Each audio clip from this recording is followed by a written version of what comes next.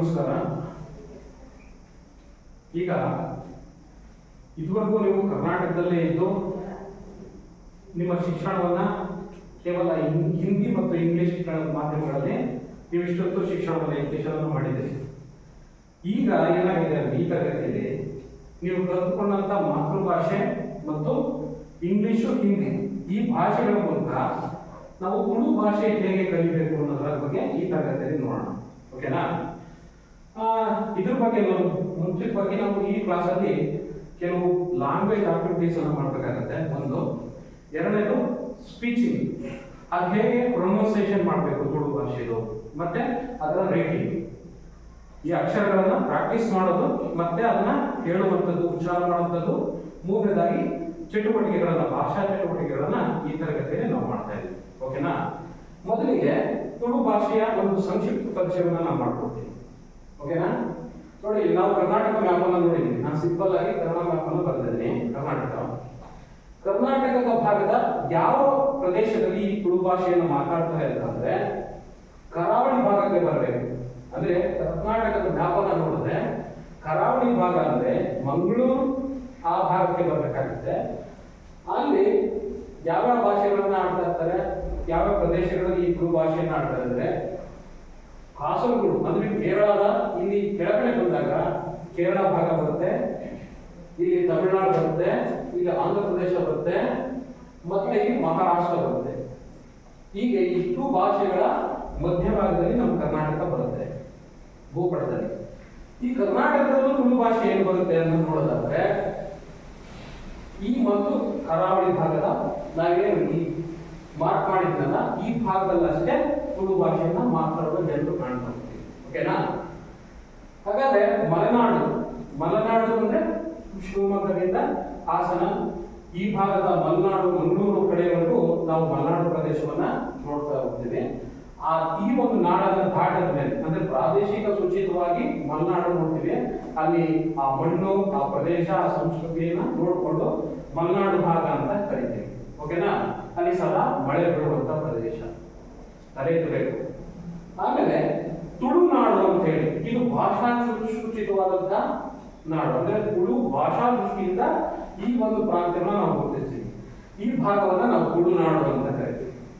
ತುಳುನಾಡು ಈ ಒಂದು ಜನಾಂಗ, ಈ ಒಂದು ಭಾಷೆಯನ್ನ ಯಾವ್ಯಾವ ಪ್ರದೇಶದ ಜನರು ಮಾತಾಡ್ತಾರೆ, ಈ ಒಂದು ತುಳು ಭಾಷೆಯನ್ನ ಲ್ಯಾಂಗ್ವೇಜ್ ಅನ್ನ ಯಾರ್ಯಾರು ಮಾತಾಡ್ತಾರೆ ಅಂತ ಕೇಳಿದ್ರೆ ಕೇರಳದ ಕಾಸರಗೋಡು ಅಂದ್ರೆ ಈ ಭಾಗದಿಂದ ಇಲ್ಲಿ ಬಂದ್ರೆ ಕೇರಳ ಬರುತ್ತೆ, ಅಂದ್ರೆ ಮಲಯಾಳಿಗಳು ಬರ್ತಾರೆ.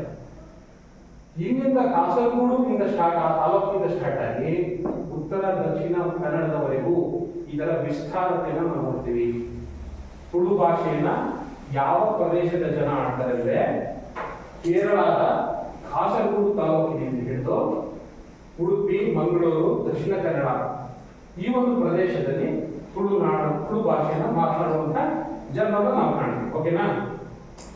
ಅನಂತರ ಇಲ್ಲಿ ಮುಖ್ಯವಾಗಿ ಇದರ ಸಂಸ್ಕೃತಿಯ ಬಗ್ಗೆ ಮಾತನಾಡಿದ್ರೆ ಈ ಒಂದು ಪ್ರದೇಶ ತುಳುನಾಡುಗಳು ಭೂತಾರಾಧನೆಗೆ ಹೆಚ್ಚು ಪ್ರಾಶಸ್ತ್ಯವನ್ನು ಕೊಡ್ತಾರೆ. ಅಂದ್ರೆ ಇವು ಸಿನಿಮಾದಲ್ಲಿ ಒಂದು ಕಾಂತಾರ ಅಂತ ಸಿನಿಮಾ ಬಂದಿದೆ, ಅಲ್ಲಿ ಪಂಚೋಲಿ ಅಂತ ದೇವತೆ ಬರುತ್ತಲ್ಲ, ದೈವ, ಆ ದೈವ ಇರೋದು ಯಾವ ಭಾಷೆಯಲ್ಲಿ? ತುಳು ಭಾಷೆಯಲ್ಲಿ. ಅದು ತೆಗೆದಿರೋದೆಲ್ಲ ಸಂಪೂರ್ಣವಾಗಿ ಏನಾಗಿದೆ ಕರಾವಳಿ ಭಾಗಕ್ಕೆ ಸಂಬಂಧಪಡುವಂತ ತುಳು ಭಾಷೆಯ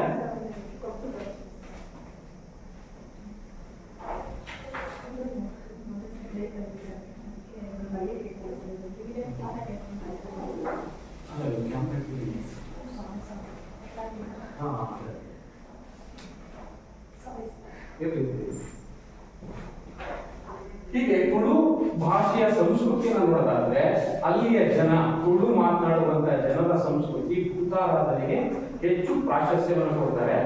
ಅದರಲ್ಲೂ ಆ ಸಿನಿಮಾ ಉದಾಹರಣೆ ಕೊಡೋದಾದ್ರೆ ಕಾಂತಾರ ಸಿನಿಮಾವನ್ನು ನೆನಪಿಸ್ಕೊಂಡ್ರೆ ಆ ಒಂದು ಭಾಷೆಯ ಜನಾಂಗದ ಭಾಷೆ ಯಾವ್ದಾಗಿತ್ತು? ತುಳು ಆಗಿತ್ತು. ಹೀಗೆ ಪ್ರಾದೇಶಿಕವಾಗಿ ಉಡುಪಿ, ಮಂಗಳೂರು, ಕಾಸರಗೋಡು, ದಕ್ಷಿಣ ಕನ್ನಡ, ಉತ್ತರ ಕನ್ನಡ ಮತ್ತೆ ಮಂಗಳೂರು ಈ ಭಾಗದಲ್ಲಿ, ಈ ಒಂದು ಕರ್ನಾಟಕದ ಕರಾವಳಿ ಭಾಗದಲ್ಲಿ ನಾವು ತುಳು ಭಾಷೆಯನ್ನ ನೋಡ್ತೀವಿ. ಓಕೆನಾ? ನೆಕ್ಸ್ಟ್ ಅಂತ ಇದರ ವಿಶೇಷತೆ ಏನು ಅಂತ ಹೇಳಿದ್ರೆ ಪಂಚ ದ್ರಾವಿಡ ಭಾಷಾ ವರ್ಗಕ್ಕೆ ಸೇರುವಂತದ್ದು ತುಳು ಭಾಷೆ. ಯಾವ ಪಂಚ ದ್ರಾವಿಡ ಭಾಷೆ ಯಾವ್ಯಾವ? 5 ಭಾಷಾ ವರ್ಗ ಅಂತ ನಾವು ದ್ರಾವಿಡ ಭಾಷೆಗಳು ಹೇಳ್ತೀವಿ. ಯಾವುವು ಅಂತಂದ್ರೆ ಕನ್ನಡ, ತಮಿಳು, ತೆಲುಗು, ಮಲಯಾಳಿ, ತುಳು. ಈ ಇಷ್ಟು ಪಂಚದ್ರಾವಿಡ ಭಾಷೆಗಳನ್ನ ನಾವು ದ್ರಾವಿಡ ಭಾಷಾ ಆರ್ಯ ಭಾಷಾ ವರ್ಗ ಅಂದ್ರೆ ಉತ್ತರ ಭಾರತದ ಭಾಷಾ ವರ್ಗ ಬೇರೆ, ದಕ್ಷಿಣ ಭಾಷಾ ವರ್ಗ ಬೇರೆ. ದಕ್ಷಿಣ ಭಾಷಾ ವರ್ಗದಲ್ಲಿ ನಾವು ಪಂಚದ್ರಾವಿಡ ಭಾಷಾ ಅಂತ ಕರಿತೀವಿ. ಅದರಲ್ಲಿ ಕನ್ನಡ, ತೆಲುಗು, ತಮಿಳು, ಮಲಯಾಳಿ ಮತ್ತು ತುಳು. ನೋಡಿದ ಈ ತುಳು ಭಾಷೆ ಕೂಡ ಪಂಚದ್ರಾವಿಡ ಭಾಷಾ ವರ್ಗಕ್ಕೆ ಸೇರಿದೆ. ಇದು ಮಂಗಳೂರು, ಕಾಸರಗೋಡು ಭಾಗದಲ್ಲಿ ಬರುವಂತದ್ದು. ಎರಡನೇದು ಪಂಚದ್ರಾವಿಡ ಭಾಷಾ ವರ್ಗದಲ್ಲಿ ಈ ತುಳು ಕೂಡ ನಾವು ತುಳು ಭಾಗವನ್ನ, ತುಳುನಾಡಿನ ಜನರ ವರ್ಗವನ್ನ ನಾವು ನೋಡ್ತೇವೆ. ಇದರ ಇತಿಹಾಸವನ್ನು ನೋಡಿದ್ರೆ ಇದು ಎಷ್ಟು ವರ್ಷಗಳಿಂದ ಸ್ಟಾರ್ಟ್ ಆಗಿದೆ ಈ ಲ್ಯಾಂಗ್ವೇಜ್? ಸುಮಾರು 2000 ವರ್ಷಗಳ ಇತಿಹಾಸವನ್ನ ನಾವು ತುಳು ಭಾಷೆಯ ಇತಿಹಾಸದ ಚರಿತ್ರೆಯನ್ನು ಕೇಳ್ತದೆ. ನಮಗೆ 2000 ವರ್ಷಗಳ ಹಿಂದಿನ ಪ್ರಾಚೀನ ಕಾಲದಿಂದ ಬಂದಿರುವಂತದ್ದು. ಇದು ನೆನ್ನೆ ಮನೆ ಹುಡ್ಕೊಂಡಿದ್ದಂತಲ್ಲ, ಇದಕ್ಕೂ ಸುಮಾರು 2000 ವರ್ಷಗಳ ಪ್ರಾಚೀನ ಇತಿಹಾಸ ಇದೆ ಅನ್ನೋದನ್ನು ನಾವು ನೋಡ್ತೀವಿ. ಆಮೇಲೆ ಇದರ ಸಾಹಿತ್ಯ ಕೃತಿಗಳು, ಇದರ ಲಿಪಿ ಯಾವಾಗ ಕಾಣ್ತೀವಪ್ಪ ಅಂದ್ರೆ 15ನೇ ಶತಮಾನದಲ್ಲಿ ಶಾಸನಗಳನ್ನ ಕಾಣ್ತೇವೆ. ಕನ್ನಡದ ಮೊಟ್ಟ ಮೊದಲ ಶಾಸನ ಹಲ್ಮಿಡಿ ಶಾಸನ. ಅದೇ ಹೇಗೆ ಕನ್ನಡದಲ್ಲಿ ಮೊದಲ ಶಾಸನವಾಗಿದೆಯೋ ಅದೇ ರೀತಿ ತುಳುನಾಡಿನಲ್ಲೂ ಕೂಡ ಶಾಸನಗಳು ಕಾಣ್ತವೆ. ಅದು ಇತ್ತೀಚಿನ 17ನೇ ಶತಮಾನದ ಕಾಲಘಟ್ಟದಲ್ಲಿ ನಾವು ತುಳು ಶಾಸನಗಳನ್ನ ಅಂದ್ರೆ ಕಲ್ಲು ಮೇಲೆ ಲಿಪಿಗಳನ್ನ ಕೆತ್ತಿರ್ತಾರೆ. ಅದು ಲಿಪಿ ಯಾವ ಭಾಷೆ? ತುಳು ಭಾಷೆಯಲ್ಲಿ ಕನ್ನಡ ಲಿಪಿ, ತುಳು ಲಿಪಿಯಲ್ಲಿ ಈ ಕಲ್ಲು ಮೇಲೆ ಕೆತ್ತಿರುವಂತ ಶಾಸನಗಳು ನಾವು ಪತ್ತೆ ಆಗೋದು ಅದು ಸುಮಾರು 15ನೇ ಶತಮಾನ ಕಾಲಘಟ್ಟದಲ್ಲಿ. ಆಮೇಲೆ 17ನೇ ಶತಮಾನಕ್ಕೆ ಚರಿತ್ರೆ ಹೇಳ್ತಾ ಇದ್ದೀನಿ, ಇದರ ಒಂದು ಹಿಸ್ಟ್ರಿ ಹೇಳ್ತಾ ಇದ್ದೀನಿ. ತುಳು ಲ್ಯಾಂಗ್ವೇಜ್ ಹೆಂಗೆ ಬೆಳೆದು ಬಂತು ಅಂತ. ಇದಕ್ಕೆ ಸುಮಾರು 2 ವರ್ಷದ ಇತಿಹಾಸ ಇದೆ. ಇದು ಪಂಚದ್ರಾವಿಡ ಭಾಷಾ ವರ್ಗಕ್ಕೆ ಸೇರುವಂತ ಲ್ಯಾಂಗ್ವೇಜ್. ಇದು 15ನೇ ಶತಮಾನದಲ್ಲಿ ತುಳುವಿನ ಭಾಷೆಯಲ್ಲಿ ನಾವು ಶಾಸನಗಳನ್ನು ನೋಡ್ತೀವಿ. ಆಮೇಲೆ 17ನೇ ಶತಮಾನಕ್ಕೆ ಬಂದಾಗ ನಾವು ಸಾಹಿತ್ಯ ಕೃತಿಗಳು ನೋಡ್ತೀವಿ. ಅಂದ್ರೆ ನಾವು ರಾಮಾಯಣ ಮಹಾಭಾರತಗಳನ್ನ ಸಂಸ್ಕೃತದಲ್ಲಿ ನೋಡ್ತೀವಲ್ಲ, ಅದೇ ರೀತಿ ತುಳು ಭಾಷೆಯಲ್ಲಿ ಈ ಸಾಹಿತ್ಯ ಬಂದಿತ್ತು 17ನೇ ಶತಮಾನದ ಕಾಲಘಟ್ಟದ ನಂತರ. ಓಕೆನಾ? ಆಮೇಲೆ ಇದು ಸುಮಾರು ಎಷ್ಟು ಜನ ಆಡ್ತಾರೆ ಸರ್ ಈ ಭಾಷೆಯನ್ನ, ತುಳು ಭಾಷೆಯನ್ನ ನಾವು ಕಲ್ತ್ಕೊಳ್ಳೋಕೆ ಹೋಗ್ತಾ ಇರುವಾಗ ಇದ್ರ ಬಗ್ಗೆ ನಾವು ತಿಳ್ಕೊಬೇಕಲ್ವಾ ಹಿಂದೆ ಮುಂದೆ. ಇದನ್ನ ಎಷ್ಟು ಜನ ಮಾತಾಡ್ತಾರೆ ಗೊತ್ತಾ? ನಾವು ಈ ಕಾಸರಗೋಡಿಯಿಂದ ಉತ್ತರ ದಕ್ಷಿಣ ಭಾಗದ ಮಂಗಳೂರು ಇಡೀ ಪ್ರಾಂತ್ಯವನ್ನೆಲ್ಲ ಕರಾವಳಿ ಭಾಗವನ್ನು ಆವರಿಸಿಕೊಂಡ್ರೆ ಸುಮಾರು 15 ಲಕ್ಷ ಜನ ಈ ತುಳು ಭಾಷೆಯನ್ನು ಮಾತಾಡ್ತಾರೆ. 15 lakhs ಪೀಪಲ್ಸ್. ಓಕೆನಾ? ಇಷ್ಟು ಜನ ಕನ್ನಡ, 5-6 ಕೋಟಿ ಜನ ನಾವು ಕನ್ನಡದಲ್ಲಿ ಮಾತಾಡಿದ್ರೆ 15 ಲಕ್ಷ ಜನರು ಈ ತುಳು ಭಾಷೆಯನ್ನ ತಮ್ಮ ಮಾತೃಭಾಷೆಯನ್ನಾಗಿ ಬಳಕೆ ಮಾಡ್ತಾ ಇದ್ದಾರೆ. ಓಕೆನಾ? ನೆಕ್ಸ್ಟ್ ಸರ್, ಇದು ಲಿಪಿ ಹೇಗಿದೆ ಅಂತ ಕೇಳಿದ್ರೆ, ನೀವು ಮಲಯಾಳಿ ಅಂದ್ರೆ ಕೇರಳದ ಮಲಯಾಳಂ ಭಾಷೆ ನೋಡಿದಿರಾ? ಅದರ ಲಿಪಿಯನ್ನ ನೀವು ಯೂಟ್ಯೂಬ್ಗಳಲ್ಲೋ ಅಥವಾ ಇಂಟರ್ನೆಟ್ಗಳಲ್ಲೋ ನೋಡಿ, ಅದರ ಲಿಪಿಯ ಹೋಲಿಕೆಯನ್ನ ಈ ಒಂದು ತುಳು ಭಾಷೆ, ತುಳು ಲಿಪಿಗಳು ಕಾಣ್ತಾ ಹೋಗ್ತವೆ. ತುಳು ಯಾವ ರೀತಿ ಇರ್ತದೆ ಅಂದ್ರೆ ಮಲಯಾಳಿ ಲಿಪಿಗಳಿಗೆ ಹೋಲಿಕೆ ಕೊಡುತ್ತೆ, ಮ್ಯಾಚ್ ಆಗ್ತಾ ಇರುತ್ತೆ. ಒಂದೇ ಇದೆಯವಲ್ಲ, ತಮಿಳು ಕೇರಳದ ಮಲಯಾಳಿ ಬೇರೆ ಅಲ್ಲ, ತುಳು ಬೇರೆ ಅಲ್ಲ ಲಿಪಿಯಲ್ಲಿ. ಇವೆರಡೂ ಮರ್ಜ್ ಆದ್ರೆ ಒಂದೇ ರೀತಿಯ ಲಿಪಿಗಳ ಸಾಮರ್ಥ್ಯ ನೋಡ್ತೀವಿ. ಆಮೇಲೆ ಅದೇನಾಗುತ್ತೆ, ತದನಂತರದಲ್ಲಿ ಸ್ವಲ್ಪ ದಿನಗಳ ವರ್ಷಗಳು ಕಾಲ ಕಳೆದ ಮೇಲೆ, ಸುಮಾರು ದಿನಗಳ ಕಾಲ ಕಳೆದ ಮೇಲೆ ತುಳು ಲಿಪಿ ನಂತರದಲ್ಲಿ ಕನ್ನಡದಲ್ಲೇ ನಡೀತಾ ಇರುವಂತ ಲಿಪಿಯಾಗಿ ಮಾರ್ಪಟ್ಟಿದೆ ಈಗ. ಅವಾಗ ಹಿಂದೆ ಪ್ರಾಚೀನ ಕಾಲದಲ್ಲಿ 17 ಶಾಸನಗಳು ಅಥವಾ ಕಾವ್ಯಗಳನ್ನು ನೋಡಿದ್ರೆ ಆ ಲಿಪಿಗಳು, ತುಳು ಲಿಪಿಯನ್ನ ನೋಡಿದ್ರೆ ನಾವೇನಾಗಬೇಕು, ಮಲಯಾಳಿ ಭಾಷೆನ ಅಂತ ಅನಿಸ್ತಾ ಇತ್ತು ನೋಡಿದಾಗ. ಆಮೇಲೆ ನಮಗೆ 20 ಸಮೀಪ ಬ್ರಿಟಿಷರು ಬಂದಂತ 18 ಆ ಸಮೀಪದ ಕಾಲಘಟ್ಟದಲ್ಲಿ ಸ್ವಲ್ಪ ಮಿಷನರಿಗಳು ಕನ್ನಡ ಬಳಕೆಯನ್ನು ಯಥೇಚ್ಛವಾಗಿ ಬಳಕೆ ಮಾಡಿಕೊಂಡ ಮೇಲೆ ಇಲ್ಲಿ ಈ ಒಂದು ತುಳು ಅನ್ನುವಂತ ಲಿಪಿಯಲ್ಲಿ ಕನ್ನಡ ಮರ್ಜಾಗಿ ಸೇರ್ಕೊಳ್ತು. ಕನ್ನಡ ಲಿಪಿಯೊಳಗೆ ತುಳು ಅನ್ನುವಂತ ಭಾಷೆ ಬೆರೆತೋಯ್ತು. ಬರಹದಲ್ಲಿಯೂ ಏನು ವ್ಯತ್ಯಾಸ ಕಾಣಲ್ಲ, ಆದ್ರೆ ಉಚ್ಚಾರದಲ್ಲಿ ಮಾತ್ರನೇ ಈಗ ವ್ಯತ್ಯಾಸ ಕಾಣ್ತಾ ಇದೆ. ಇದು ಗೊತ್ತಾಗ್ತಾ ಇದೆಯಾ? ಹಿಂದೆ ಮಲಯಾಳಿ ಭಾಷೆಗೆ ಕನ್ವರ್ಟ್ ಆಗಿದ್ದಂತ ಈ ತುಳು ಭಾಷೆ ಬ್ರಿಟಿಷರು ಬಂದು ಅದನ್ನ ತಿದ್ದಿ ಕನ್ನಡದ ಬಳಕೆಯನ್ನ ತುಳುವಿನಲ್ಲಿ ಬಳಸಿ ಅದನ್ನ ಕನ್ನಡ ಲಿಪಿಯಾಗಿ ಪರಿವರ್ತಿಸಿದ್ರು. ಈಗ ಕನ್ನಡ ಬೇರೆ ಇಲ್ಲ, ತುಳು ಬೇರೆ ಇಲ್ಲ, ಆದ್ರೆ ಉಚ್ಚಾರ ಮಾತ್ರ ಅದು ತುಳುವಿನಲ್ಲಿ ಬೇರೆ ಆಗುತ್ತೆ, ಕನ್ನಡದಲ್ಲೇ ಬೇರೆ ಆಗುತ್ತೆ. ಆದ್ರೆ ಬರಹ ಮಾತ್ರ ಕನ್ನಡದ ಯಥಾಸ್ಥಿತಿಯಲ್ಲಿ ಅಥವಾ ಯಥಾವತ್ತಾಗಿ ಕನ್ನಡದಲ್ಲೇ ಬಳಕೆ ಆಗಿರೋದನ್ನ ನಾವು ತುಳು ಭಾಷೆಯನ್ನು ನೋಡ್ಬೋದು. ಓಕೆನಾ? ಹೀಗೆ ನಾನು ಕನ್ನಡದ ತುಳು ಭಾಷೆಯ ಹುಟ್ಟು ಬೆಳವಣಿಗೆ ಅದರ ಸಂಕ್ಷಿಪ್ತವನ್ನ ಪರಿಚಯ ಮಾಡಿಕೊಡ್ತಾರೆ. ಇನ್ನೊಂದ್ಸರಿ ಹೇಳ್ಬಿಡ್ತೀನಿ ಫೈನಲ್ ಆಗಿ. ಇದು ಕರ್ನಾಟಕದ ಭೂಭಾಗ. ಇಲ್ಲಿ ತುಳು ಭಾಷೆಯನ್ನಾಡುವಂತ ಜನವರ್ಗ ಎಲ್ಲಿ ಬರ್ತಾರಂದ್ರೆ ಇದನ್ನ ಕರಾವಳಿ ಭಾಗ ಅಂತ ಕರಿತೀವಿ. ನೋಡಿ, ಇದು ಹೈದರಾಬಾದ್ ಕರ್ನಾಟಕ, ಇದು ಮುಂಬೈ ಕರ್ನಾಟಕ, ಇದು ಹೈದರಾಬಾದ್ ಕರ್ನಾಟಕ, ಇದು ಮೈಸೂರು ಕರ್ನಾಟಕ, ಇದು ಕರಾವಳಿ ಕರ್ನಾಟಕ ಅಂತ ಭೂಭಾಗದ ಪ್ರಾದೇಶಿಕವಾಗಿ ವರ್ಗೀಕರಣ ಮಾಡಿದ್ವಿ ಕರ್ನಾಟಕವನ್ನು. ಭಾಷಾ ದೃಷ್ಟಿಯಿಂದ ನೋಡಿದ್ರೆ ಇದು ಕರಾವಳಿ ಭಾಗದಲ್ಲಿ. ಭಾಷಾ ದೃಷ್ಟಿಯಿಂದ ತುಳುನಾಡನ್ನು ವರ್ಗೀಕರಿಸಿದ್ರೆ ಈಗ ಕಾಸರಗೋಡು ಅಂದ್ರೆ ಕೇರಳದ ತಾಲೂಕು, ಕೇರಳದ ರಾಜ್ಯದ ಕಾಸರಗೋಡು ತಾಲೂಕಿನ ಆ ಭಾಗದಿಂದ ಸ್ಟಾರ್ಟ್ ಆಗುತ್ತೆ ತುಳು ಭಾಷೆ ಮಾತನಾಡುವವರು. ಅಲ್ಲಿಂದ ಹಿಡಿದು ಉತ್ತರ ದಕ್ಷಿಣ ಕನ್ನಡ, ಉಡುಪಿ, ಭಟ್ಕಳ ಅಲ್ವಾ, ಇವತ್ತು ಮಂಗಳೂರು ಬೀಚು ಇದೆಲ್ಲ ನೋಡಿದಿರಲ್ವಾ, ಈ ಕಾಂತಾರ ಸಿನಿಮಾ ನೋಡಿದ್ರಲ್ಲ, ಅವ್ರ ಆ ಪಂಜುರ್ಲಿ ದೇವತೆ, ಇದೆಲ್ಲವೂ ಕೂಡ ಆ ಸಿನಿಮಾ ಸಂಪೂರ್ಣವಾಗಿ ಆಯಾ ಪ್ರದೇಶದ ಜನರು ಮಾತನಾಡುವಂತ ಭಾಷೆ ತುಳು. ಈ ಒಂದು ನಾನು ಇಲ್ಲಿ ಮಾತನಾಡಿದ್ರಲ್ಲ ಈ ಭಾಗದಷ್ಟೇ ನಾವು ತುಳು ಭಾಷೆನ ನೋಡುದು. ಓಕೆನಾ? ಮತ್ತೆ ಇದು ಇದರ ವಿಶೇಷತೆ ಏನಂದ್ರೆ ಪಂಚದ್ರಾವಿಡ ಭಾಷಾ ವರ್ಗಕ್ಕೆ ಸೇರಿದೆ. ನಮ್ಮಲ್ಲಿ ಕನ್ನಡ ಹೇಗೆ, ತಮಿಳು, ತೆಲುಗು, ಮಲಯಾಳಿ ಹೇಗೆ ಸ್ಥಾನಮಾನವನ್ನ ದ್ರಾವಿಡ ಭಾಷಾ ವರ್ಗದಲ್ಲಿ ಸ್ಥಾನವನ್ನು ಗಿಟ್ಟಿಸಿಕೊಂಡಿದೆಯೋ ಅದೇ ರೀತಿ ತುಳು ಭಾಷೆಯು ಗಿಟ್ಟಿಸಿಕೊಂಡಿದೆ. ಅನಂತರ ಇದರ ಚರಿತ್ರೆಯನ್ನು ನೋಡೋದಾದ್ರೆ ಇದಕ್ಕೆ 2000 ವರ್ಷಗಳ ಪ್ರಾಚೀನ ಇತಿಹಾಸ ಇದೆ. ತುಳು ಭಾಷೆ ಅಂದ್ರೆ ಬಹಳ ಹಿಂದಕ್ಕೆ ಹೋಗ್ಬೇಕಾಗುತ್ತೆ ಭಾಷೆ ನೋಡ್ಬೇಕಾದ್ರೆ. ಎಲ್ಲಿ ಬಿಟ್ಟು ಹುಟ್ಟಿ ಬೆಳೆದಿದ್ದಂತ ಹಿನ್ನೆಲೆಯನ್ನು ನೋಡ್ಬೇಕಾದ್ರೆ ಇದು ಸುಮಾರು 2000 ವರ್ಷಗಳ ಇತಿಹಾಸ.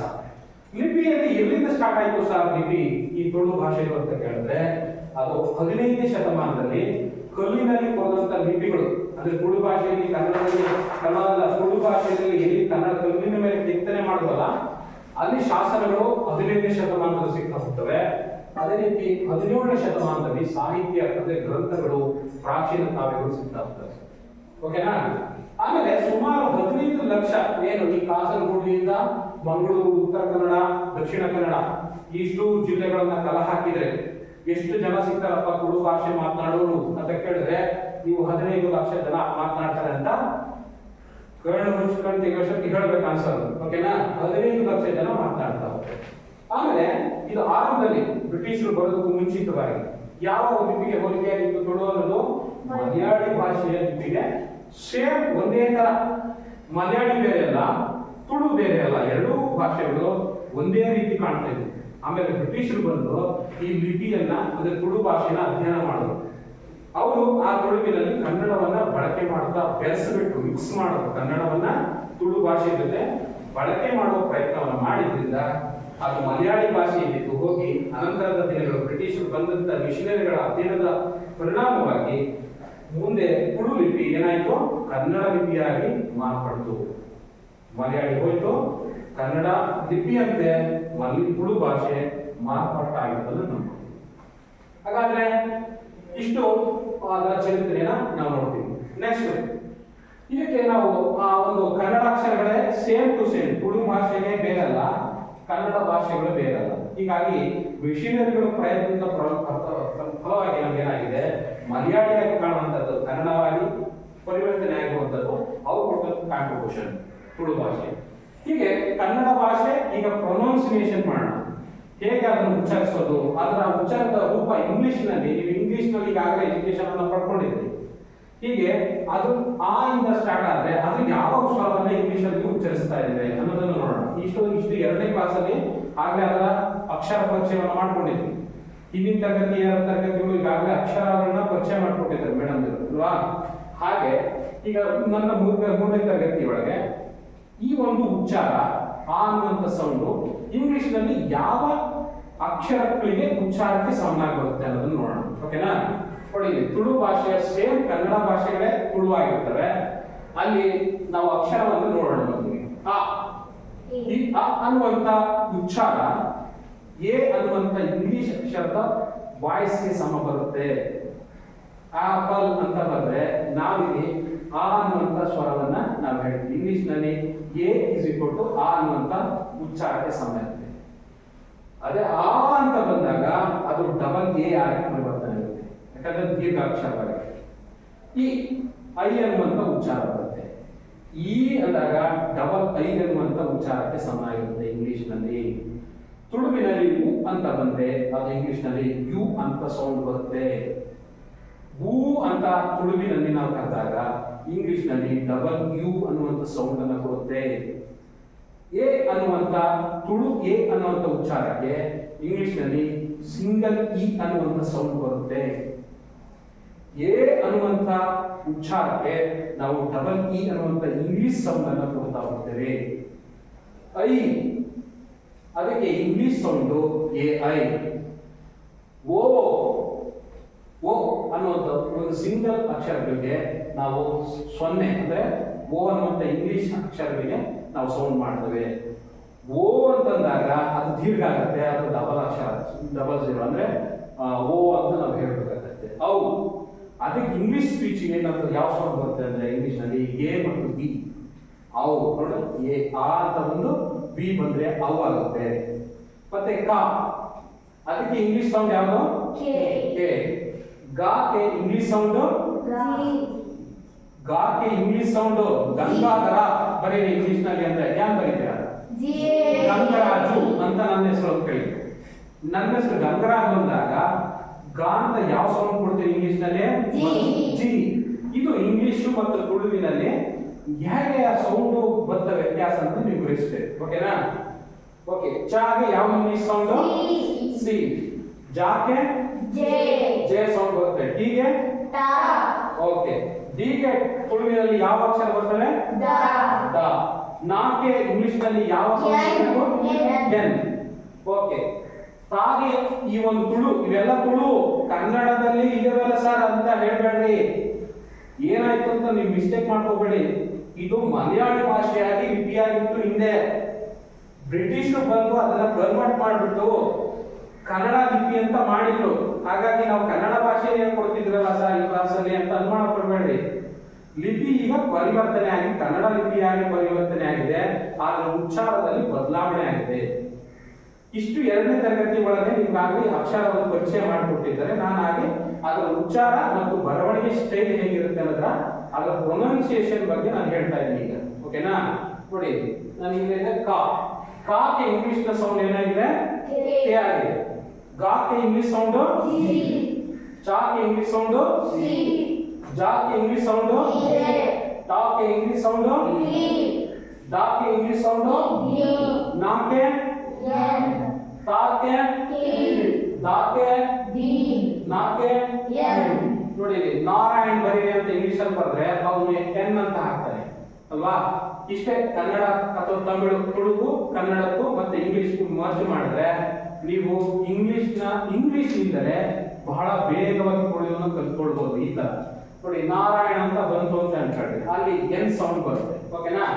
ಪಾ ಅದಕ್ಕೆ ಇಂಗ್ಲಿಷ್ ಸೌಂಡ್ ಬಾ. ಡಿ. ಮಾಗೆ ಎಂ. ಯಾಕೆ ವೈ. ಓಕೆನಾ? ರಾಕೆ ಆರ್. ಲಾಕೆ ಎಲ್. ವಾಕೆ ವೈ. ಓಕೆ. ಶಾ ಶ್ಯಾ ಎಸ್ ಎಚ್. ಇದು ನೋಡಿ, ನಾವು ಶಾಕು ಶಾಕು ಎರಡನೇ ಅಕ್ಷರ ಶಾಕು ವ್ಯತ್ಯಾಸವನ್ನ ಮಾಡ್ತಾ ಇದ್ದಾರೆ. ಬಹಳ ಎರಡನ್ನೂ ಕೂಡ ಶ್ಯಾ ಅಂತ ಕರಿತೀವಿ. ಅದರ ಹಳೆ ಉಚ್ಚಾರ ಅಲ್ಲ. ಇದು ಶ್ಯಾ ಅಂತ ಹೇಳ್ಬೇಕು. ಇದನ್ನು ಸ್ವಲ್ಪ ಡೆಪ್ತ್ ಕೊಡ್ತೀವಿ ಅಷ್ಟೇ. ಅರ್ಥ ಆಯ್ತಾ? ಈ ಉಚ್ಚಾರದಲ್ಲಿ ಯಾವುದೇ ಕಾರಣಕ್ಕೂ ಲೋಪವನ್ನು ಮಾಡಬೇಡಿ. ಶಾ ಇದು ಶ್ಯಾ ಆಗುತ್ತೆ, ಅದಕ್ಕೆ ಎಸ್ ಎಚ್ ಒತ್ತಾಗಿ ಹೇಳಬೇಕಾಗುತ್ತೆ. ಇದು ಸಿಂಗಲ್ ಶಾ ಅಂತ ಎಸ್ ಅಂತ ಬರುತ್ತೆ. ಸಾಕೆ ಸಂಗೀತ ಎಸ್ ಅಂತ ಬರೀತೀವಿ, ಅದರ ಉಚ್ಚಾರ ಎಸ್. ಹಾಗೆ ಇವಾಗ ಹರೀಶ್ ಅಂತ ಬರುತ್ತೆ, ಆಗ ಹೆಚ್ ಅಂತ ಹಾಕ್ತೀವಿ. ಯಾಕಂದ್ರೆ ಅದರ ಸೌಂಡ್ ಹಾಗೆ ಸೌಂಡ್ ಹೆಚ್ ಬರುತ್ತೆ. ಲಾ ಲಾಕ್ಕೆ ಲಾ ಎಲ್ ಬರುತ್ತೆ, ಇದು ಲಾನು ಆಗುತ್ತೆ ಲಾನು ಆಗುತ್ತೆ. ನೋಡಿ, ಇಲ್ಲಿ ಲಾನು ಎಲ್ಗೆ ಎಲ್ ಸೌಂಡ್ ಬರುತ್ತೆ, ಮತ್ತೆ ಈ ಲಾ ಇದಕ್ಕೂ ಲಾನೆ ಎಲ್ಲೇ ಬರುತ್ತೆ. ಲಾಕು ಎಲ್ ಬರುತ್ತೆ, ಲಾಕು ಎಲ್ ಬರುತ್ತೆ, ಇವೆರಡು ಸೇಮ್ ಬರುತ್ತೆ. ಓಕೆನಾ? ಆಮೇಲೆ ನಾಲ್ಕು ಎನ್ ಸೌಂಡ್ ಬರುತ್ತೆ, ನಾಲ್ಕು ಎನ್ ಸೌಂಡ್ ಬರುತ್ತೆ. ಏನ್ ವ್ಯತ್ಯಾಸ? ಆಮೇಲೆ ತಾಗು ಇನ್ಯಾವುದು ಟಿ. ಇವೆರಡು ಕೂಡ ಒಂದೇ ಮ್ಯಾಚ್. ಆಮೇಲೆ ಇದು ಓಕೆ. ಸಾ ಮತ್ತು ನೋಡಿ ಯಾವ ತರ ಆಗುತ್ತೆ ಸರ್. Very good. ದ ಅದು ಕೂಡ ಡಾಗೆ ಡಬಲ್ ಡಿ ಬರುತ್ತೆ. ಡಾಗೆ ಸೇಮ್ ಡಿ, ಒಂದು ಸಿಂಗಲ್ ಡಿ ಬರುತ್ತೆ. ಓಕೆನಾ? ಹೀಗೆ ಕನ್ನಡ ಮತ್ತು ಇಂಗ್ಲಿಷು ಮತ್ತೆ ತುಳು ಇವೆರಡು ಯಾವ ಅಕ್ಷರಗಳ ಪ್ರೊನೌನ್ಸಿಯೇಷನ್ ಉಚ್ಚಾರಕ್ಕೆ ಸೀಕ್ವೆನ್ಸ್ ಸೌಂಡ್ ಮಾಡುತ್ತೆ ಅನ್ನೋದರ ಚಾರ್ಟ್ ಅಲ್ಲಿ ಹಾಕಿ. ಅರ್ಥ ಆಯ್ತಾ? ನೀವು ಕೆ ಅಂದ್ರೆ ಯಾವ ತಟ್ಟಲೆ ಕ ಅಂತ ಬರಬೇಕು. ನನ್ನ ಹೆಚ್ಗೆ ತುಳು ಅಕ್ಷರ ಯಾವುದು ಅಂದ್ರೆ ಹ ಅಂತ ಬರಬೇಕು. ಮತ್ತೆ ಜೆ ಯಾವುದು ಅಂದ್ರೆ ಜ ಅಂತ ಬರಬೇಕು. ಓಕೆನಾ? ಮತ್ತೆ ಇದು ನೋಡಿ ಸ್ವರಾಕ್ಷರಗಳು ಆಗೆ ಎ, ಆಗೆ ಡಬಲ್ ಎ, ಇ ಉ ಉ ಎ ಇವೆಲ್ಲ ಯಾವ ಯಾವ ಉಚ್ಚಾರಗಳಿಗೆ ಇಂಗ್ಲಿಷ್ ನಲ್ಲಿ ಬರ್ತವೆ ಅನ್ನೋದ್ರ ಬಗ್ಗೆ ನಿಮ್ಗೆ ಪರಿಜ್ಞಾನ ಅಂದ್ರೆ ಅರ್ಥ ಆಗುತ್ತೆ. ಯಾವ ಪ್ರೊನೌನ್ಸಿಯೇಷನ್ ಉಚ್ಚಾರಕ್ಕೆ ಈ ಸೌಂಡ್ ಬರುತ್ತೆ ಕನ್ನಡಕ್ಕೆ ಅನ್ನೋದನ್ನ ತಿಳ್ಕೊಂಡ್ರೆ ನೀವು ನಾಳೆ ದಿನ ತುಳು ಭಾಷೆಯಲ್ಲಾಗಲಿ ಕನ್ನಡದಲ್ಲಾಗಲಿ ಇಂಗ್ಲಿಷ್ನಲ್ಲಾಗಲಿ ಬಹುಬೇಗ ಬರೆಯೋದಕ್ಕೆ ಮತ್ತು ಓದೋದಕ್ಕೆ ಅನುಕೂಲ ಆಗುತ್ತೆ. ಎರಡನೇದು ಇದು ಫಸ್ಟ್ ಚಾರ್ಟ್ ನ ಕೆಲಸ ಮುಗಿತು. ಅರ್ಥ ಇದೆಯಾ? ಯಾವ್ಯಾವ ಪ್ರೊನೌನ್ಸಿಯೇಷನ್ ಕನ್ನಡದಲ್ಲಿ ಇಂಗ್ಲಿಷ್ನಲ್ಲಿ ಸೌಂಡ್ ಕೊಡುತ್ತೆ ಅಂತ ಹೇಳಿದ್ನಾ? ಕೇಕ್ ಯಾವುದು, ಲಾಕ್ ಯಾವುದು, ಲಾಕ್ ಯಾವುದು ಇವೆಲ್ಲ ಗೊತ್ತಾಗಿದ್ಯಾ? ನೆಕ್ಸ್ಟ್ ಚಾರ್ಟ್ ಕೊಡೋಣ.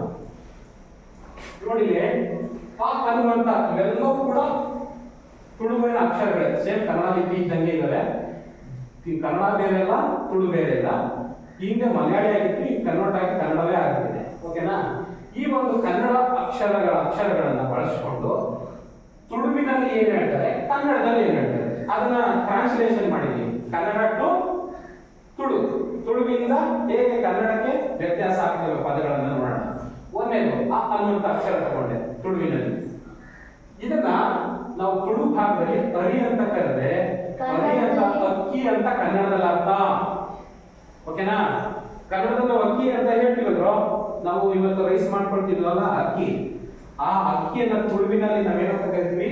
ಅರಿ ಅಂತ ಕರಿತೀವಿ. ಓಕೆನಾ? ಫಸ್ಟ್ ಅದು. ಆಮೇಲೆ ಎರಡನೇದು ಆ ಅಂತ ಕರಿತೀವಿ. ಅದನ್ನ ತುಳು ಭಾಷೆಯಲ್ಲಿ ಆನ್ ಅಂತ ಕರೆದ್ರೆ ಅದನ್ನ ಕನ್ನಡದಲ್ಲಿ ಆನೆ ಅಂತ ತಿಳ್ಕೋಬೇಕು. ಕನ್ನಡದಲ್ಲಿ ಆನೆ ಅಂದ್ರೆ ತುಳುವಿನಲ್ಲಿ ಆನ್ ಅಂತ ಅನ್ಕೊಳ್ಬೇಕು. ಓಕೆನಾ? ಈ ಅನ್ನುವಂತ ಉಚ್ಚಾರಕ್ಕೆ ಹೋಗೋಣ.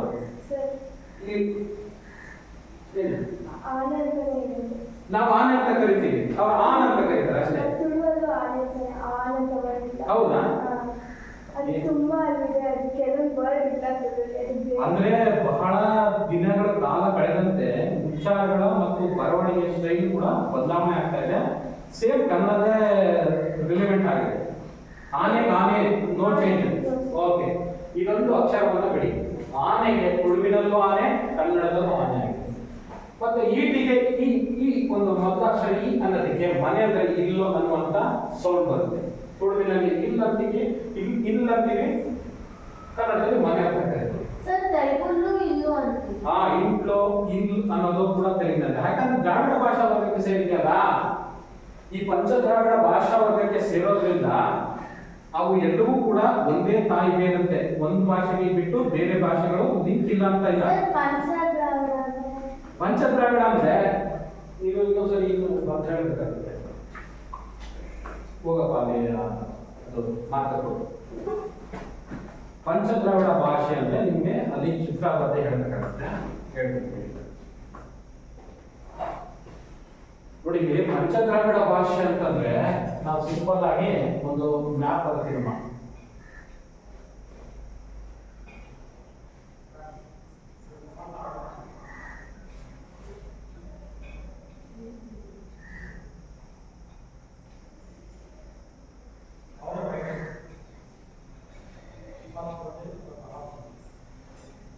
ಇದು ಸಿಂಪಲ್ ಆಗಿ ಇಂಡಿಯಾ ಅಂತ ಭಾವಿಸ್ಕೊಂಡ್ರೆ ಓಕೆನಾ?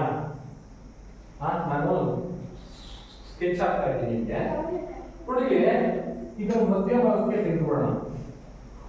ಇದನ್ನು ಉತ್ತರ ಭಾರತ ಅಂತ ಕರಿತೀವಿ. ಓಕೆನಾ? ಇದನ್ನ ದಕ್ಷಿಣ ಭಾರತ ಅಂತ ಕರಿತೀವಿ. ಇಲ್ಲಿ ಇದ್ದಂಥದ್ದು ಆರ್ಯ ಭಾಷಾ ವರ್ಗ ಅಂತ ಹೇಳ್ತೀವಿ. ಇಲ್ಲಿ ಹೋಗಲ್ಲ ಆರ್ಯರು ಆಗಿರೋದ್ರಿಂದ ನಾವು ಇಂದಿನ ಇತಿಹಾಸದ ಘಟಕಾಲಕ್ಕೆ ಹೋದ್ರೆ ನಮ್ಮ ಪ್ರಾಚೀನ ಅಂತ ಹೋದಾಗ ದ್ರಾವಿಡರು ಅಂತ ಇಲ್ಲಿ ವಾಸವಾಗಿದ್ರು, ಸರಿನಾ? ಈ ಆರ್ಯರು ಭಾರತಕ್ಕೆ ಆಗಮನ ಆದ್ಮೇಲೆ ಇವು ದಬ್ಬಾಳಿಕೆ ಮಾಡಿ ದ್ರಾವಿಡ ಭಾಗಕ್ಕೆ ಅಂದ್ರೆ ದಕ್ಷಿಣ ಭಾಗಕ್ಕೆ ಓಡ್ ಬರ್ತಾರೆ. ಹೀಗೆ ಇವರಿಂದ ಈ ಭಯ ಇದ್ದಿದ್ರಿಂದ ಇವರು ಇಲ್ಲಿ ವಾಸವಿದ್ದಲ್ಲ ಜನ ಇಲ್ಲಿ ಬಂದು ಇಲ್ಲಿ ವಾಸ ಆಗ್ತಾರೆ. ಇವ್ರನ್ನ ದ್ರಾವಿಡರು ಅಂತ ಕರಿತೀವಿ, ಓಕೆನಾ? ಈ ಹೊರಗಡೆಯಿಂದ ಬಂದಂತವ್ರನ್ನ ನಾವು ಆರ್ಯರು ಅಂತ ಕರಿತೀವಿ. ಇಲ್ಲೇ ಮೊದಲಿಂದಲೂ ವಾಸವಾಗಿದ್ದವರು ಇವರು ಎದರಿಕೆಯಿಂದ ಇಲ್ಲಿ ಬಂದು ನೆಲೆಸ್ತಾರಲ್ಲ, ಇವ್ರನ್ನ ದ್ರಾವಿಡರು ಅಂತ. ಈ ಆರ್ಯರು ಸಂಸ್ಕೃತವನ್ನ ಹೆಚ್ಚು ಬಳಸ್ತಾ ಹೋಗ್ತಾರೆ, ಓಕೆನಾ? ಈ ದ್ರಾವಿಡರು ಬಳಸುವಂತ ಕನ್ನಡ, ತೆಲುಗು, ತಮಿಳು, ಮಲಯಾಳಂ ಮತ್ತೆ ತುಳು, ಆಯ್ತಾ? ಅಂದ್ರೆ ಕನ್ನಡ, ತೆಲುಗು, ತಮಿಳು, ಮಲಯಾಳಂ, ತುಳು ಈ ಭಾಷಾ ವರ್ಗ ದ್ರಾವಿಡ ಈ ದಕ್ಷಿಣ ಭಾರತದಲ್ಲಿ ಇಷ್ಟು ಜನ ಮಾತಾಡ್ತಾರಲ್ಲ, ಇವ್ರನ್ನ ದ್ರಾವಿಡ, ಪಂಚ ದ್ರಾವಿಡ ಅಂದ್ರೆ 5 ಭಾಷೆ ಸೇರ್ತವೆ. ಪಂಚ ದ್ರಾವಿಡ ಅಂತ ಕೇಳೋದಲ್ಲ, ಪಂಚ ಅಂದ್ರೆ 5, 1 2 3 4 5 ಇವೆರಡು ನಾನು ಸಿಂಪಲ್ ಆಗಿ ಬರೆದಿದ್ದು. ಕನ್ನಡ, ತೆಲುಗು, ತಮಿಳು, ಮಲಯಾಳಂ, ತುಳು ಇವೆರಡು, ಈ 5 ಸೇರಿದ್ರೆ ಪಂಚ ಭಾಷೆ ಅಂದ್ರೆ ದ್ರಾವಿಡರು. ಯಾರು ಈ ದ್ರಾವಿಡರು? ಇವು ವಾಸ ಆಗಿರೋದನ್ನು ನಾವು ದ್ರಾವಿಡರು ಅಂತ ಕರಿತೀವಿ. ಹಾಗಾಗಿ ಪಂಚ ದ್ರಾವಿಡ ಭಾಷಾ ವರ್ಗ ಅಂತ ನಾವಿಲ್ಲಿ ಗುರುತಿಸ್ತೀವಿ. ಪಂಚ ದ್ರಾವಿಡ ಭಾಷೆ ಏನು ಗೊತ್ತು ಅಂತಂದ್ರೆ ಇಲ್ಲಿ ವಾಸ ಇದ್ರು ಮತ್ತು ಇವರು ಆಗಮನ ಆದ್ಮೇಲೆ ಇವ್ರು ಕೆಳಗೆ ಬರ್ತಾರೆ. ಈ ದಕ್ಷಿಣ ಭಾರತದಲ್ಲಿ ಕನ್ನಡ, ತೆಲುಗು, ತಮಿಳು, ಮಲಯಾಳಂ, ತುಳು ಅನ್ನುವಂಥ ಜನ ಮಾತನಾಡೋದು ಸ್ಟಾರ್ಟ್ ಆದ್ರು. ಇವರು 5 ಭಾಷೆನ ಬಳಸೋದ್ರಿಂದ ಇವರು ದ್ರಾವಿಡ, ಪಂಚ ದ್ರಾವಿಡ 5 ಭಾಷಾ ವರ್ಗ ಅಂತ ಕೆಳಗಡೆ ಅಂದ್ರೆ ದಕ್ಷಿಣ ಭಾಗವನ್ನು ಗುರುತಿಸ್ತೀವಿ.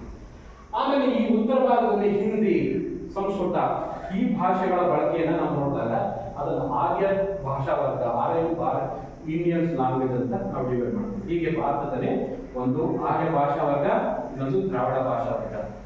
ಆ 5 ದ್ರಾವಿಡ ಭಾಷಾ ವರ್ಗದಲ್ಲಿ 5 ಇರೋದನ್ನ ನಾವು ಪಂಚ ದ್ರಾವಿಡ ಭಾಷೆ. ಅದರಲ್ಲಿ ಕನ್ನಡ ಒಂದು, ಆಮೇಲೆ ತುಳು ಭಾಷೆ ಒಂದು, ಓಕೆನಾ? ಹೀಗೆ ತುಳು ಭಾಷೆ ಇಷ್ಟೊಂದು ಇತಿಹಾಸವನ್ನ ಒಳಗೊಂಡಿದೆ. ಅದರ ಅಕ್ಷರಗಳು ಕೂಡ ಕನ್ನಡವಾಗಿ ಪರಿವರ್ತನೆ ಆದ್ಮೇಲೆ ಅದು ಇಂಗ್ಲಿಷ್ನಲ್ಲಿ ಹೇಗೆ ಉಚ್ಚಾರವಾಗಿ ಸೌಂಡ್ ಅನ್ನು ಕೊಡುತ್ತೆ ಅನ್ನೋದನ್ನ ನೋಡಿದ್ದೀವಿ. ಅದೇ ರೀತಿ ಈಗ ಒಂದೊಂದು ಕನ್ನಡದಲ್ಲಿ ಏನಂತೀವಿ, ಈ ತುಳು ಭಾಷೆಯಲ್ಲಿ ಏನಂತೀವಿ, ಒಂದೊಂದು ಎಕ್ಸಾಂಪಲ್ ಕೊಟ್ಟಿದ್ದೀವಿ, ಓಕೆನಾ? ನಾವು ಈ ಅನ್ನುವಂತ ಅಕ್ಷರಕ್ಕೆ ತುಳು ಭಾಗಕ್ಕೆ ಹೋದಾಗ ತುಳು ಅಕ್ಷರದ ಈ ಅನ್ನುವಂತ ಪದವನ್ನ ಕಟ್ಟಿದ್ರೆ ಅದು ಇಲ್ ಅಂತ ಆಗುತ್ತೆ. ಅದನ್ನ ನಾವು ಕನ್ನಡದಲ್ಲಿ ಮನೆ ಅಂತ ಕರಿತೀವಿ. ತುಳು ಭಾಗದಲ್ಲಿ ಈಟಿ ಅಂತ ಕನ್ನಡದಲ್ಲಿ ಈಟಿ ಆಗುತ್ತೆ, ಅದರಲ್ಲಿ ಏನು ವ್ಯತ್ಯಾಸ ಆಗಲ್ಲ. ಉಂಗಿಲ ಅಂತ ಅನ್ನುವಂತ ಅದನ್ನ ನಾವು ಉಂಗುರ ಅನ್ನುವಂತ ಪದಗಳನ್ನ ನಾವೇನು ಉಂಗುರ ಅಂತ ಕನ್ನಡದಲ್ಲಿ ಮೀನಿಂಗ್ ಹೇಳಿದಾಗ ತುಳು ಭಾಷೆಯಲ್ಲಿ ಅದನ್ನ ಉಂಗಿಲ ಅಂತ ಕರಿತೀವಿ. ಆಮೇಲೆ ಅಗರಬತ್ತಿ ಅಂತ ಕನ್ನಡದಲ್ಲಿ ನಾವು ಹೇಳಿದ್ರೆ ಅವ್ರು ತುಳು ಭಾಷೆಯಲ್ಲಿ ಊದ್ಬತ್ತಿ ಅಂತ ಕರೀತಾರೆ. ಋಷಿ ಅಂದ್ರೆ ಕನ್ನಡದಲ್ಲೂ ಒಂದೇ, ತುಳುವಿನಲ್ಲೂ ಒಂದೇ. ಇಲಿ ಅಂದ್ರೆ ಅವ್ರ ತುಳುವಿನಲ್ಲಿ ಎಲೆ ಅಂತ ಕರೀತಾರೆ. ಆಮೆ ಅಂದ್ರೆ ಏನು ಅಂತ ಕರೀತಾರೆ ಅವರು. ಭಾನುವಾರ ಅಂತ ನಾವು ಕನ್ನಡದಲ್ಲಿ ಕರೆದ್ರೆ ಅವರು ಐತಾರ ಅಂತ ಕರೀತಾರೆ. ನೋಡಿ ತುಳುವಿನಲ್ಲೂ ಉಚ್ಚಾರ ಅಕ್ಷರಗಳು ಕನ್ನಡವೇ, ಆದ್ರೆ ಉಚ್ಚಾರದಲ್ಲಿ ಬದಲಾವಣೆ ಇದೆ. ಭಾನುವಾರ ಐತಾರ ಅಂತ ಕರೀತಾರೆ. ಸೇಮ್ ಆಗಿದೆಯಾ? ಈಗ ಕನ್ನಡ ಇಸ್ಕೊಂಡು ತುಳು ಏನು ಬಹಳ ವ್ಯತ್ಯಾಸ ಇಲ್ಲ. ಹಾಗಾಗಿ ನಾವು ಬಹುಬೇಗ ತುಳುವಿನಲ್ಲೂ ಕೂಡ ಉಚ್ಚಾರಣೆಯನ್ನ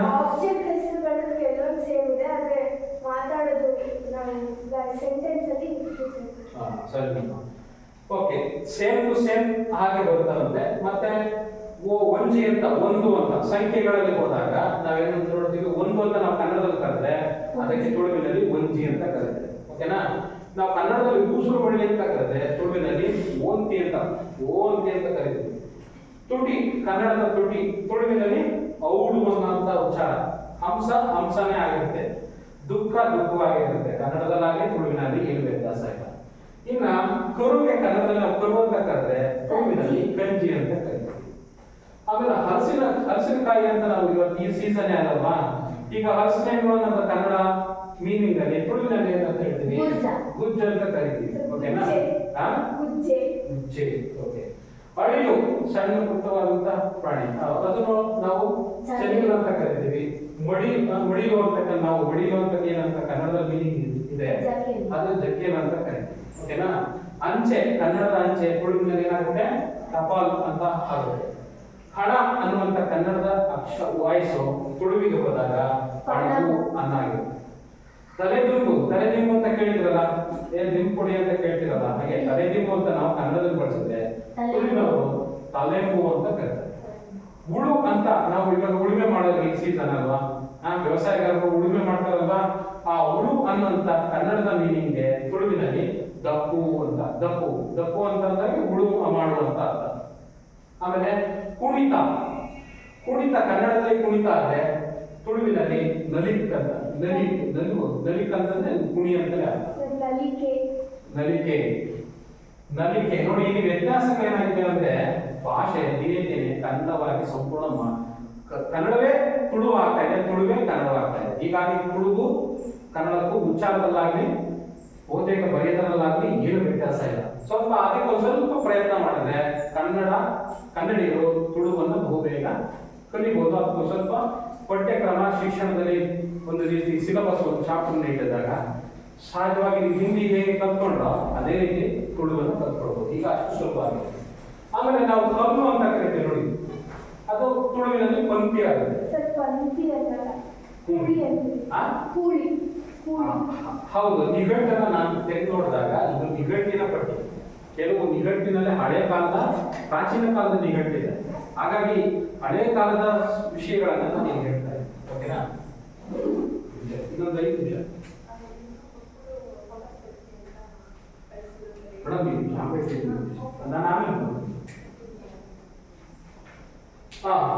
ಅದೇ ತುಳುವಿನ ಮಂಗ ಅನ್ನುವಂತ ಭಾಷೆಗೆ ತುಳುವಿನಲ್ಲೂ ಮಂಗ ಅಂತ ಕರಿತೀವಿ.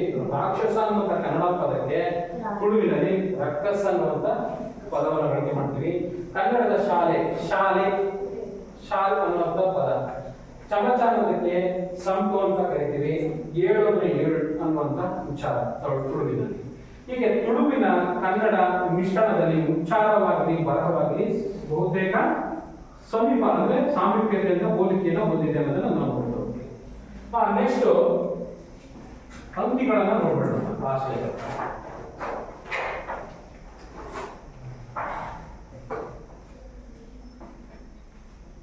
ಓಕೆನಾ? ಇಲ್ಲಿ ಗೆಂಪು ಅಂತ ಕರಿತೀವಿ. ಸಂಖ್ಯೆ ಅಂತ ಕನ್ನಡದಲ್ಲಿ ಕರೆದ್ರೆ ತುಳುವಿನಲ್ಲಿ ಏನಂತ ಕರಿಬೋದು? ಗೆಂಪು. ನೋಡಿ, ಸಂಖ್ಯೆಗಳನ್ನ ತುಳು ಭಾಷೆಯಲ್ಲಿ ಬರೆಯುವಾಗ ಹೆಂಗ್ ಬರೀತೀವಿ, ಹೆಂಗ್ ಅದರ ಉಚ್ಚಾರ, ಬರಹ ಅಂತೂ ಸೇಮೆ, ಆದ್ರೆ ಉಚ್ಚಾರದಲ್ಲಿ ಹೇಗೆ ಬದಲಾವಣೆ ಆಗುತ್ತೆ ಅಂತ ನೋಡೋಣ. ಕನ್ನಡದಲ್ಲಿ 1 ಇದು ರೋಮನ್ ಅಂಕೆ, ಇಂಗ್ಲಿಷ್ ಅಂಕೆಯಲ್ಲಿ ನಾವು 1 ಅಂತ ಬರೀತೀವಿ. ಓಕೆನಾ? 1ಗೆ ನಾವು ತುಳುವಿನಲ್ಲಿ ಒಂಜಿ ಎಂತ ಕರಿತೀವಿ? 2ಕ್ಕೆ ರೆಡ್ ಅಂತ ಬಳಸ್ತಾ ಇದ್ದೀವಿ ತುಳುವಿನಲ್ಲಿ. ಓಕೆನಾ? 3 ಮೂಜಿ. ಓಕೆ. 4ಕ್ಕೆ 4, 5ಕ್ಕೆ 5, 6ಕ್ಕೆ ಆಜಿ, 7ಕ್ಕೆ 7, 8ಕ್ಕೆ ಎನ್ಮ, 9ಕ್ಕೆ 10ಕ್ಕೆ 10. ನೋಡಿ, 10 ಹಕಾರಕ್ಕೆ ಪಕಾರ ಬರ್ತಾ ಇದೆ, ಅಷ್ಟೇ ವ್ಯತ್ಯಾಸ. ಎಲ್ಲ ಸಂಬಂಧ ಇದೆ. ಇದೇನು ಹಕಾರ ಹೋಯ್ತು ಪಕಾರ ಬಂತು ಅಷ್ಟೇ ಇದೆ. ಇರ್ಬೇಕಾಯ್ತು, ನಾವು 10 ಅಂತ ಬಳಸ್ತೀವಲ್ವಾ. ನೋಡಿ, ಈ ಕನ್ನಡದಲ್ಲಿ ಈ 10 ಅಂತ ಹಾಕ್ತಿದ್ವಿ, ಅದಕ್ಕೆ ಹೋಯ್ತು ಪಾ ಬಂತು ಅಷ್ಟೇ, ಇನ್ನೇನು ಇಲ್ಲ ತುಳುವಿನಲ್ಲಿ. ತುಳುವಿನ 1-2 ಸರಿ ಕೂತ್ಕೊಂಡು ನೀವು 1 ವಾರ 1 ತಿಂಗಳು ಸ್ಪೆಂಡ್ ಮಾಡಿದ್ರಿ ಅಂದ್ರೆ ಭಾಷೆ ಬಂದಂಗಿರಲಿಲ್ಲ. ಹೀಗೆ 10ಗೆ 10 ಅಂತೀವಿ, ವರುಂಬ ಅಂತ ಕರಿತೀವಿ, ಎನ್ಮ, 7 ಅಜ್ಜಿ, ಬೆನ್ನು, 4 ಮೂಜಿ, 2 ಒಂಜಿ. ಹೀಗೆ ಅಂಕಿಗಳ ಬಳಕೆ ಮತ್ತು ಉಚ್ಚಾರದಲ್ಲಿ ಬದಲಾವಣೆ ಇದೆ ಹೊರತು ಬರಹದಲ್ಲಿ ಯಾವುದೇ ರೀತಿ ವ್ಯತ್ಯಾಸಗಳಿರೋದಿಲ್ಲ. ನೆಕ್ಸ್ಟ್ ಈಗ ಟ್ರಾನ್ಸ್ಲೇಷನ್ ಮುಂದೆ ಒಂದು ಎಕ್ಸ್ಪ್ಲೇನ್ ಮಾಡೋದಾದ್ರೆ, ಓಕೆನಾ? ಇದೊಂದು ಎಕ್ಸ್ಪ್ಲೇನ್ ಮಾಡಿ ಇಲ್ಲಿಗೆ ಮುಕ್ತಾಯ ಮಾಡ್ತೇವೆ. ನೋಡಿ, ಇಂಗ್ಲಿಷ್ ನಲ್ಲಿ ಹೌ ಆರ್ ಯು ಅಂತ ಕೇಳಿದ್ರೆ ಕನ್ನಡದಲ್ಲಿ ಹೇಗಿದ್ದೀರಿ ಅಂತ ಕೇಳ್ದಂಗಾಗುತ್ತೆ ಅಲ್ವಾ? ಹೌ ಆರ್ ಯು, ಹೇಗಿದ್ದೀರಿ ಅಂತ. ತುಳುವಿನಲ್ಲಿ ಈ ಎಂಚ ಉಲ್ಲದ ಅಂತ ಕರಿಬೇಕಾಗುತ್ತೆ. ಲಾ ಪ್ರೊನೌನ್ಸಿಯೇಷನ್ ಈ ಎಂಚ್ ಉಳ್ಳರ್ ಅನ್ನುವಂತ ನಾವು ಕಾನ್ಸೆಪ್ಟ್ ಅನ್ನ ನೋಡ್ತಾ ಹೋಗ್ತೀವಿ. ಹಾಗೆ ಇಂಗ್ಲಿಷ್ ನಲ್ಲಿ ಐ ಆಮ್ ಫೈನ್ ಅಂತ ಕೇಳಿದ್ರೆ ಇಂಗ್ಲಿಷ್ ನಲ್ಲಿ ಕನ್ನಡದಲ್ಲಿ ಅದೇನಾಗುತ್ತೆ ಅನುವಾದ? ಚೆನ್ನಾಗಿದ್ದೀನಿ. ಐ ಆಮ್ ಫೈನ್ ಅದರ ಕನ್ನಡದ ರೂಪ ಚೆನ್ನಾಗಿದ್ದೀನಿ. ಇದನ್ನ ಈ ತುಳು ಭಾಷೆಯಲ್ಲಿ ನಾವೇನಂತ ಕರಿತೀವಿ? ಯಾನ್ ಹುಷಾರ್ ಉಲ್ಲೆ. ಏನಂತ? ಯಾನ್ ಹುಷಾರ್ ಉಲ್ಲೆ. ಈ ಭಾಷೆಯನ್ನ ನಾವು ಇಂಗ್ಲಿಷ್ ನಲ್ಲಿ ಐ ಆಮ್ ಫೈನ್ ಅಂತ ಕರಿತೀವಿ, ಕನ್ನಡದಲ್ಲಿ ಚೆನ್ನಾಗಿದ್ದೀನಿ ಅಂತ ಕರಿತೀವಿ, ತುಳು ಭಾಷೆಯಲ್ಲಿ ಯಾನ್ ಹುಷಾರ್ ಉಲ್ಲೆ ಅನ್ನುವಂತ ಉಚ್ಚಾರವನ್ನು ಬಳಸ್ತೀವಿ. ಆಮೇಲೆ next what is your name ಅನ್ನುವಂತ ಇಂಗ್ಲಿಷ್ ಅಕ್ಷರ ಒಂದು ಉಚ್ಚಾರಕ್ಕೆ ಟ್ರಾನ್ಸ್ಲೇಷನ್ ಮಾಡಿ ಕನ್ನಡಕ್ಕೆ ನೋಡಿದ್ರೆ ನಿನ್ನ ಹೆಸರೇನು? What is your name? English ನಲ್ಲಿ ವಾಟ್ ಈಸ್ ಯುವರ್ ನೇಮ್ ಆಗುತ್ತೆ, ಕನ್ನಡದಲ್ಲಿ ನಿನ್ನ ಹೆಸರೇನು. ಅದ್ರಲ್ಲಿ ತುಳುವಿನಲ್ಲಿ ನೋಡೋದಾದ್ರೆ ನಿನ್ನ ಪುದರ್ದಾರ್. ನೋಡಿ ಏನಂತ? ನಿನ್ನ ಪುದರ್ ಅಂದ್ರೆ ಪುದರ್ ಅಂದ್ರೆ ಹೆಸರು, ನಿನ್ನ ಪುದರ್ದಾರ್ ಅಂತ ಹೇಳ್ತೀವಿ. ಆಮೇಲೆ ನೆಕ್ಸ್ಟ್ ಇನ್ನೊಂದು ಉದಾಹರಣೆ, ಮೈ ನೇಮ್ ಇಸ್ ರಾಮ. ಏನಂತ? ಮೈ ನೇಮ್ ಇಸ್ ರಾಮ ಅಂತ ಇಂಗ್ಲಿಷ್ ನಲ್ಲಿ ಕರೆದ್ರೆ ಕನ್ನಡದಕ್ಕೆ ಅನುವಾದ ಏನಾಗುತ್ತೆ? ನನ್ನ ಹೆಸರು ರಾಮ. ನನ್ನ ಹೆಸರು ರಾಮ. ಇದೇ ಅನುವಾದ ನನ್ನ ಹೆಸರು ರಾಮವನ್ನ ತುಳುವಿಗೆ ಟ್ರಾನ್ಸ್ಲೇಷನ್ ಮಾಡಿ ಎನ್ನ ಪುದರ್ ರಾಮ ಹೇಳ್ಬೇಕು. ಎನ್ನ ಪುದರ್ ಅಂದ್ರೆ ಪುದರ್ ಅಂದ್ರೆ ಹೆಸರು, ಎನ್ನ ಪುದರ್ ರಾಮ. ಓಕೆನಾ?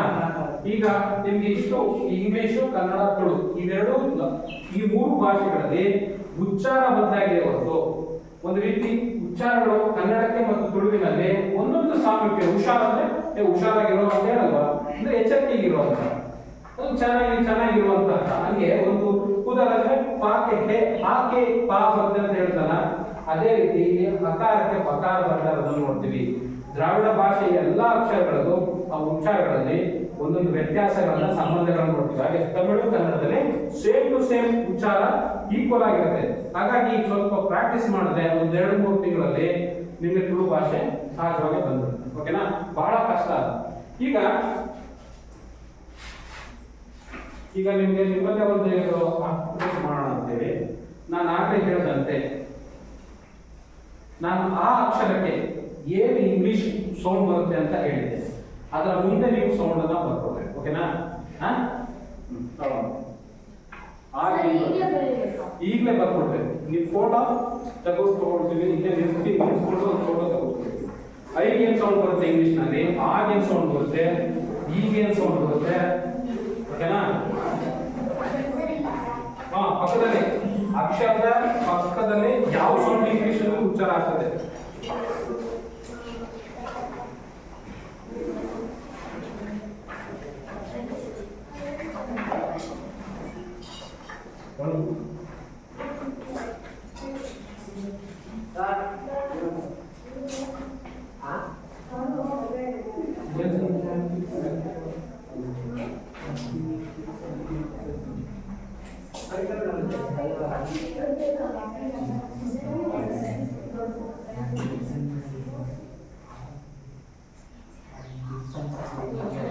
ಆಯ್ತಾ? ಮಾರ್ಕ್ ಎಲ್ಲ ಬರಬೇಕಾಗಿತ್ತು. ನನಗೆ ಕಾಣಂಗೆ ಇದೆ ಫೋಟೋ ಮಾರ್ಕರ್ ಅಲ್ಲಿ ಎಲ್ಲ ಬರೀರಿ ಸರ್. ಮಾರ್ಕರ್ ಅದ್ರ ಮೇಲೆ ಇದ್ದು ತಗೊಳ್ರಿ, ಹಾಗೆ ಮಾರ್ಕರ್ ಅಲ್ಲೇ ಬರೀರಿ. ಸರ್ ಆಯ್ತು. ನಿಮಿಷ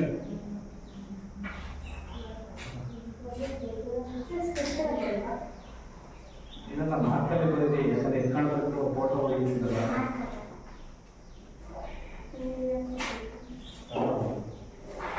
ಆಯ್ತಾ?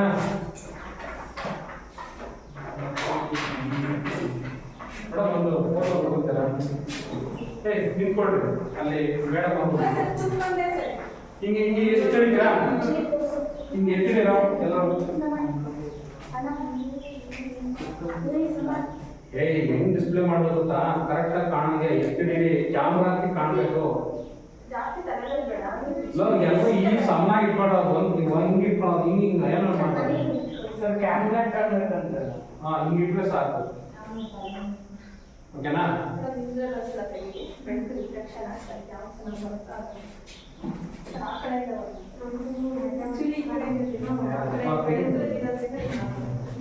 ನೋಡೋ ಹಿಂಗೆ ಬೇಡ ಹಿಂಗೆ ಇಷ್ಟ ಈ ಕಡೆ ಬನ್ನಿ ಬನ್ನಿ ಮೇಡಮ್ ಈ ಕಡೆ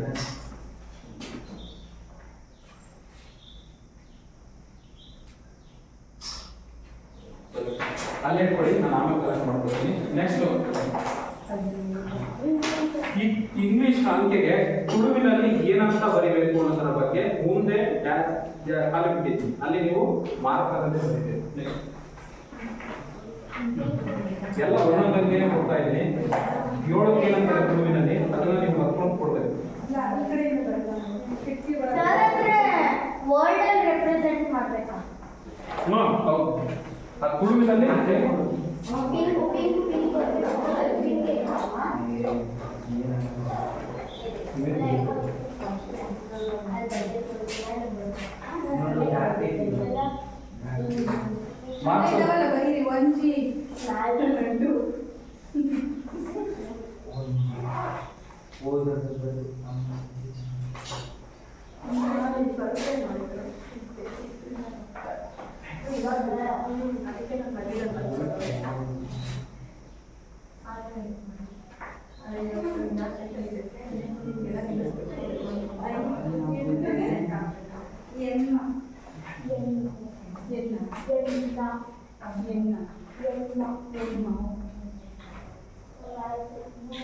ಆಯ್ತಾರೆ ಆಗಿದ್ರೆ ಡಿಸ್ಪ್ಲೇ ಅದೇ ಥರ ಇಟ್ಕೊಡ್ಬೇಕು ಸರ್ ಅವರು ರಿಫ್ರೆಶ್ಮೆಂಟ್ ಕೂಡ ವೇಟ್ ಮಾಡ್ತಾವ್ರೆ ಟೈಮಿಂಗ್ಸ್ ಇರೋದು ಅಷ್ಟೇ ಸರ್ ಹೌದಾ 2ಗೆ ಮುಗಿಸ್ಲೇಬೇಕು ಅದೇ 1-10 ನಿಮಿಷ ನಾನು ಈಗ 1 ಗಂಟೆ ಸ್ಟಾರ್ಟ್ ಮಾಡಿ 1-10 ಈಗ ಎಷ್ಟೊತ್ತಾದ್ರೂ ಮಾಡಿ ಸರ್ 2 ಮುಗಿಯುತ್ತೆ ಅಂದ್ರೆ 2 ಕಂಪ್ಲೀಟ್ ಮಾಡ್ಬಿಡ್ಬೇಕು ನಾವು ಹೆಂಗೆ 2 ಹೇಳಿ ಕರೆಕ್ಟಾಗಿ ಹಿಂಗೆ ಕೇಸು ಕಾಣಲಿ ಓಕೆನಾ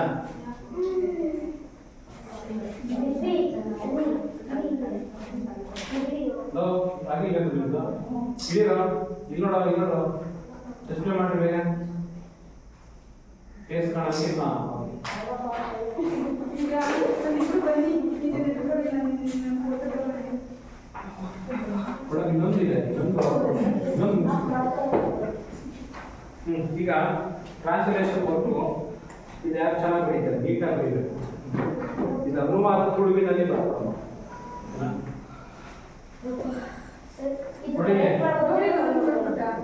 ಈಗ ತುಳು ಬರುತ್ತೆ ಅಂತ ಚೆನ್ನಾಗಿ ಹಾಂ ಕರೆಕ್ಟ್ ಮಾಡಿ ಬೇಕಾಗುತ್ತೆ ನೀನು ಎಲ್ಲ ತಗೊಳ್ಳು ಒಬ್ಬನಲ್ಲ ಎಲ್ಲ ತಗೊಂಡು ಕರೆಕ್ಟ್ ಮಾಡಿ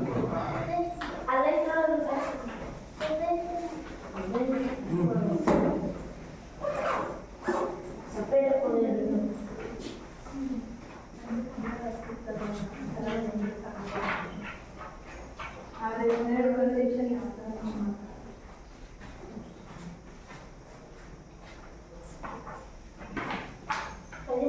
ಎಲ್ಲ ರಿಫ್ರೆಶ್ಮೆಂಟ್ ಇದೆ ಸಮಸ್ಯೆ ಇದೆ ನ್ಯೂಸ್ ಇದೆ